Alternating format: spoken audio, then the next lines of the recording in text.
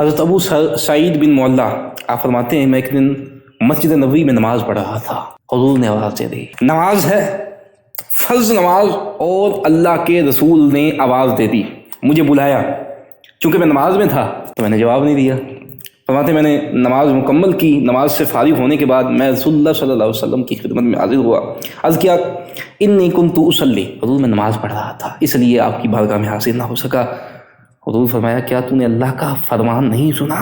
یا ایھا الذین آمنوا استجیبوا للہ وللرسول اذا دعاکم لما یحییکم، کہ جب تمہیں اللہ اور اس کے رسول بلائیں تو ان کے بلانے پر لبیک کہو، حاضر ہو جاؤ، کیونکہ جب وہ تمہیں بلاتے ہیں تو یہ بلانا تمہیں زندگی بخشے گا۔ اللہ اکبر، یعنی اگرچہ تم نماز میں ہو، اگر اللہ کے رسول کا حکم آ گیا، یہ بخاری شریف ہے، حدیث بخاری کی ہے، رب کا ادا ہونے والا فرض، یہ فرض جو نماز ہے، جملہ فرائض فرو ہیں، اصل الاصول بندگی اس تاجور کی ہے۔ اللہ اکبر۔ اور ادھر ایک بڑا اہم مسئلہ پتہ چلا، اگر نفل نماز ہو اور والدین بلا لیں، والدہ بلا لیں تو نماز توڑنے کا حکم ہے، نماز نفل ہو والدہ بلائے تو نماز توڑنے کا حکم ہے، لیکن نماز فرض ہو والدہ بلائے تو توڑنے کا حکم نہیں ہے، لیکن نماز فرض ہو اللہ کا رسول بلا لیں، حضور علیہ الصلوۃ والسلام بلا لیں یا رب بلا لے تو حکم یہ ہے کہ فرض توڑ دو، پہلے حضور کی بات سنو۔ اللہ اکبر۔ روزہ اچھا، نماز اچھی، زکوٰۃ اچھی ہے، حج اچھا، مگر میں باوجود اس کے مسلمان ہو نہیں سکتا، نہ جب تک کٹ مروں میں خواہ جائے بطحا کی عزت پر، خدا شاہد ہے کامل میرا ایمان ہو نہیں سکتا۔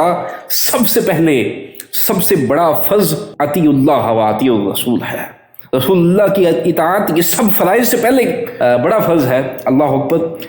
صحابہ کہتے ہیں حضرت زینب بنت جہش کا جب ولیمہ ہوا، حضور نے ولیمہ کیا تو صحابہ کو اکٹھا کیا، لوگوں کو اکٹھا کیا، ولیمہ کی دعوت ہوئی، کھانا تھا، گوشت تھا، روٹی تھی، لوگوں نے کھانا کھایا، کھانا کھا کے جاتے رہے، لیکن کچھ لوگ بیٹھے رہے، آپس میں گفتگو کرتے رہے۔ حضور بڑا حیا فرمانے والے، حضور نے یہ نہیں کہا اٹھ کے چلے جاؤ، حضور اٹھے، تھوڑی دیر دیکھا، اٹھے حجرہ عائشہ میں گئے، چلے وہاں سلام کیا، گھر والوں سے بات چیت کی، باہر آئے تو دیکھا ابھی بھی لوگ بیٹھے ہوئے ہیں، حضور باہر تشریف لے گئے۔ یہ حضور کا حیا تھا کہ حضور نے یہ نہیں کہا چلے جاؤ، لیکن دل میں یہ تھا کہ یہ چلے جائیں، اور وہ بھی لوگ بیٹھے ہیں ادھر۔ اللہ اکبر۔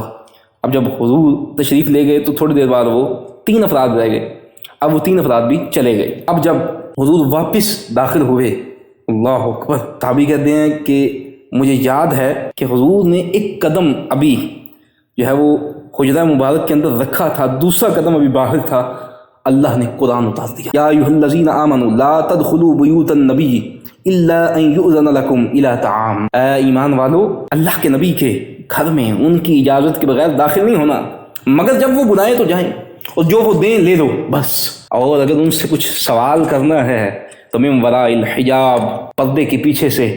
ادب رب بتا رہا ہے، بارگاہ رسول کا ادب رب سکھا رہا ہے، میرے حبیب کی بارگاہ میں آنا کیسے ہے، ذکر کیسے کرنا ہے، ان کا ادب کیسا کرنا ہے۔ اللہ اکبر۔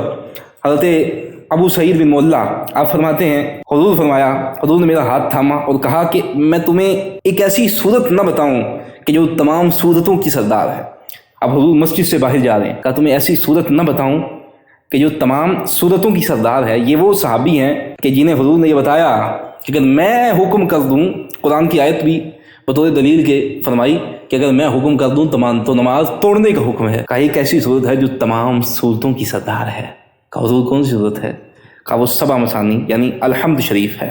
قرآن کریم سارا ہی عظمتوں والا ہے، قرآن کریم سارا ہی برکتوں والا ہے، لیکن کچھ صورتوں کے خاص فضائل ہیں، اور سورہ 7 مثانی، سورہ فاتحہ، سورہ الحمد کو تمام صورتوں کا سردار بھی کہا گیا۔ اللہ سے دعا ہے رب تعالی ہمیں قرآن پڑھنے کی توفیق عطا